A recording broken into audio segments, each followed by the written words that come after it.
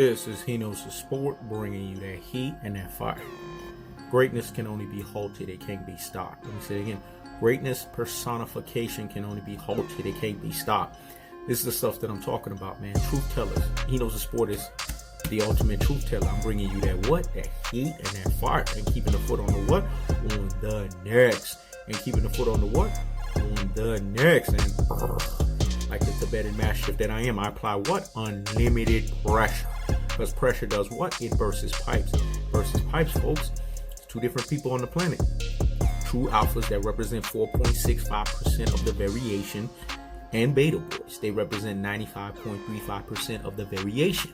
Let me say it again. True alphas that represent the blue pill, a la being outside of the box thinkers, outside of the matrix, the neos, 4.65 of the variation, and beta boys that, just like Deontay Wilder KO power stoppage ratio, they are 95.35%. You see this in the comment section when they come in. You see them creating burner accounts. You see them having $1.99 raggedy ass shirts, 99-cent hats, and freaking Phillies instead of damn weed. These people creating burner accounts so that they can try to stop the ultimate truth teller. This is what they don't understand. Greatness can only be halted, it can't be stopped. Now let's get on to the video. Tyson Fury cheated. That's what people need to understand. Look at the damn gloves. Just look at the thumbnail. How does a glove bend in that degree, in that variation? Does that make any sense? You Ruby Cool, you Plum brains, you ultra fanboys with the ultra flamboy rhetoric, you classic Dota, you troglodytes. I told you guys, boxing is a three-pronged monster: economics, politics, and pugilism. Let me say it again: economics, politics, and pugilism. That's the truth of the fact of the matter. Pugilism comes last. The problem with folks that can't stand an ultimate truth teller like He Knows the Sport, I operate in the Malcolm X variation, and that level of thinking. That's that three-dimensional thinking ability. It's too highly comprehensible for the world to understand, because the world is on a two-dimension plane. So when you're on a three-dimension thinking, people can't understand. What you're saying is dung to them because they're dung. Let me say it again. What you're saying is dung to them because they're dung. They can't understand wisdom, especially this special wisdom. Look at the gloves. Gloves don't turn that way. They don't go to the left and they don't go to the right. Why did Tyson Fury have that moment where the camera was off for a good 30 minutes? Come on, use y'all freaking brains here, man. Why did Kenny Bayless and them go and make sure they checked on Deontay Wilder's hand wrap, but they didn't hand wrap Tyson Fury? They just told you, oh, JD's did it. No, where's the footage? Why didn't we see when JD's did this? See, this is the stuff they're not trying to tell you, man. The writing is on the wall. Look at the generation of what this fight is going to contribute. 1.2 million pay-per-view buys when it's all said and done. It broke the record for the Mike Tyson and the Holyfield fight. Broke the freaking record, dog. Lennox Lewis in the Tyson fight broke the record for heavyweight bouts of all time. This thing is trending over 17 million. What do you guys not see here?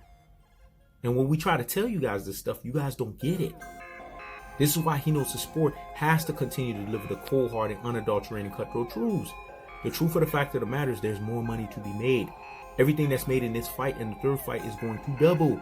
This is why Deontay Wilder, an unapologetic black man, had to get shamed the way that he did in Black History Month of all time. They shamed this guy. They basically belittled him and they made him look foolish on epic proportions and epic magnitudes. They had to bring him down to his truest and his most properest levels. They had to lynch him in the public.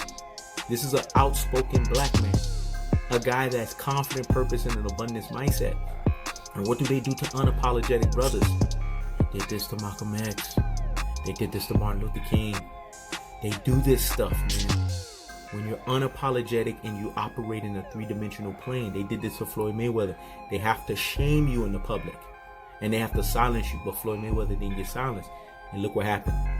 They almost tried to get him not being credible as a fighter of the decade when he deserved it. And he beat Manny Pacquiao, the AARP retirement variation, and he beat Cinnamon Alvarez. What is there to not crown? Andre Ward is getting disrespected and he don't even realize it. He's become the company man, the ultimate company man. Sitting there going against his brother. It just don't make no sense, man. Boxing has a systemic issue that you guys can't see. And that's the cold-hearted, unadulterated, cutthroat truth. And if you guys can't see this, he knows the sport can't help you to see this equation. That's the ultimate equation. Tyson Fury cheated in this fight. He hit Deontay Wilder in an area right here to knock his equilibrium off. Deontay Wilder was never knocked out in the fight. That's what you call TKO stoppage, because Kenny Bayless was paid to call it a TKO stoppage. The same Kenny Bayless that was in the Cotto and the Margarito fight. That's everything you need to know. The same Kenny Bayless. Think about that. Once a referee, always in a pay-to-lose situation. Always a referee and always a pay-to-lose situation. Fixing and riggings happen in boxing. Boxing is one of the most corrupt sports on the planet. And if you guys operate in this one trick pony archaic viewpoint of let's just keep it boxing, keep it boxing, keep it boxing, then you're missing the big picture and you're missing the big point. And you can't reason with beta boys.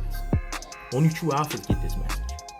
This is why this is a true and a rare boxing knowledge information that only truth tellers themselves can render this damn truth. The fight was fixed and it was rigged on epic proportions and epic magnitudes. And if you guys pay attention and listen, let me say it again, pay attention and listen and follow the damn cookie crumbs, a la the bread that's being made in this fight, you can understand it. Because on the foundation and the pillars of the Deontay Wilder and the Tyson Fury fight, pay-per-view was supposed to regain its claim to fame. Let me say it again, it was supposed to regain its claim to fame. And look, it has. Now pay-per-view, from a boxing standpoint, is successful once again because of what this fight generated. This fight right here was going to make or break boxing from a pay-per-view standpoint, because they needed to know that boxing was a sellable sport. That's what I'm trying to tell you. There's too many corrupt hands in the cookie jar. Let me say it again. Too many corrupt hands in the cookie jar. Bob Arum has been known since the freaking times back with Muhammad Ali and them, Don King and them, to be corrupt. There's an 88-year-old man that's been around, old car salesman, aka Shiesty motherfucker. And Frank Warren, another old car salesman, aka Shiesty motherfucker. You got these two of the most corrupt variations.